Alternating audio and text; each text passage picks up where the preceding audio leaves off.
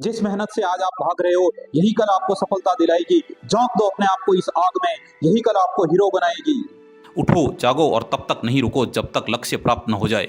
अगर आप किसी काम की शुरुआत करने में बहुत अधिक समय लगाते हैं तो आप उस काम को कभी नहीं कर पाएंगे।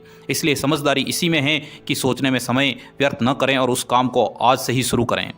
जीतने की संकल्प शक्ति, सफल होने की दृढ़ इच्छा और अपने अंदर मौजूद असीम क्षमताओं के उच्चतम स्तर तक पहुंचने की तीव्र अभिलाषा, ये ऐसी कुंजियां हैं जो आपकी सफलता के दरवाजे खोल देगी। आप रुक सकते हैं लेकिन समय आपके लिए नहीं रुकेगा। खोया हुआ समय कभी वापस नहीं आएगा, इसलिए समय बर्बाद न करें। महत्वपूर्ण यह नहीं कि आप कहाँ हो, बल्कि महत्वपूर्ण यह है कि आप किधर जा रहे हो। चाणक्य ने स्पष्ट शब्दों में कहा है, सुख चाहते हो तो विद्या को छोड़ दो और विद्या चाहते हो तो सुख को छोड़ दो, क्योंकि सुख चाहने वाले को विद्या नहीं मिलती और विद्या चाहने वाले को सुख नहीं मिलता। यदि आप उड़ नहीं सकते हो तो दौड़ो, अगर आप दौड़ नहीं सकते हो तो चलो, अगर आप चल नहीं सकते हो तो रेंगो, लेकिन हमेशा आगे बढ़ते रहो। जीवन में अगर वांछित सफलता नहीं मिल रही है तो भगवान कृष्ण को याद करो, जो स्पष्ट शब्दों में कहते हैं, कर्मण्येवाधिकारस्ते मा फलेषु कदाचन।